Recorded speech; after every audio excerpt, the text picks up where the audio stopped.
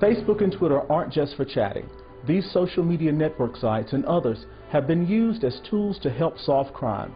Public Information Officer Dan Grubb met with us to discuss these social media networks and how they've become a critical tool for the Fayetteville Police Department and our community. You know, social media has been something that's been on the drawing boards. We have fpdfacebook.com. We now have fpdtwitter.com for the people that are on Twitter. We have the Nixle alert system, and of course our regular website, bethebadge.com.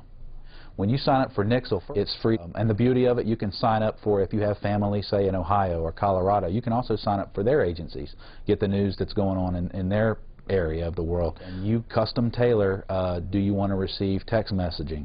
Do you want to receive emails? Do you want to just go to the website every night and check it out? So you kind of pick and choose how you receive the messages, so we're not, you know, inundating you with messages, but at the same time it's always better to have the information and not need it than to really want the information and not have it. It's sort of fun when the email pops in, do I know this person, can I help the police out? And the beauty of Nixle is that you don't have to get involved. They never have to know who you are.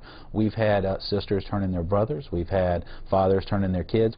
But what the Blue Light Special is we take a guy that we would normally put out on our social media. He's not a whole lot different than the others, but what we did was put this spotlight on him, this blue light, if you will, on him, and said, let's just give all the information we have, everything. We put his scars, we put his tattoos, you know, where his tattoos are, where his scars are.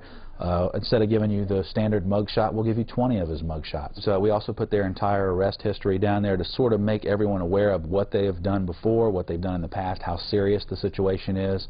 It includes what we're looking for, why we're looking for them now, what they've done lately to warrant this. Once we're done with the Blue Light Special, we prepare it and then we send it immediately to all the media outlets that are signed up, our media contacts. Immediately after, it'll be distributed on the Facebook page, on the Nixle page, and now on the Twitter page as well, and usually on the bethebadge.com website as well. It isn't a substitute by any means for having an officer on the street, but we all know, you know, manpower and resources are an issue for every agency. We can't have a police officer on every corner. However, we can have a citizen on every corner that with a cell phone that sees a name, and the fastest one we ever caught was Mr. Baker that I had mentioned to you in 30 minutes, which we're very proud of. Most of them have been within 24 to 48 hours, and the longest we ever went was 2 weeks. So, I mean, it does work. And that's not to take away from the police officers, because they're the ones that have to go out and get them. They're the ones that are catching all the ones that you never hear about. So we're very proud of our officers. But referring to the Leonard Baker case, we put the Blue Light Special out. I'm leaving for lunch one day, and I happened to look inside the interrogation room, and a police officer came up to me and said, hey, there's your guy. I didn't know what he was talking about at first. I said, what do you mean that's my guy? He goes, that's Leonard Baker. That's the guy you just put the message out 30 minutes ago. What had happened was, and we have had citizens turn people in, but in this particular case, why it received a lot of attention was that there was a local bail bondsman had actually signed up for Nixle a while back when he had heard about it, and sure enough, after we put the message out, he knows the details of where this guy is through his line of work. He went straight to a place where he knows that he hangs out. He picked him up and brought him to us. And it's fulfilling to know that the citizens can be this interactive without being placed in danger. If we see a tip that's listed up there, or, hey, I know this guy's address, they will either privately email me and I'll pass it on to the detectives, and we have had that happen, or they'll post it up there for everyone else to see. And I want to point out, as a community watch guy myself, a lot of people are under the impression that, you know, I guess in the old days, 911 is only if someone has died, or only if, you know, it's imminent danger. But, I mean, a lot of the police departments will hear the phrase, I didn't think it was anything at the time, so I didn't say anything.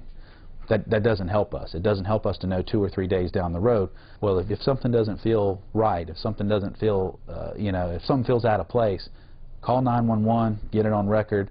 Don't let Facebook, don't let Nixle be your only means of communicating with the police department. If there's an emergency, you have to call 911 still. Please, if you can, sign up for Nixle.com, sign up for FPDFacebook.com, FPDTwitter.com, and all three will generally produce the same messages that go out. If people are as passionate as I am about keeping our neighborhoods safe, if you have children, if you're a military person that often deploys and you're not there, you want to see what's going on, you want to you know, help your neighbors get together and form a community watch type thing, this is, I can't sell it enough. once you get on, you're hooked. So.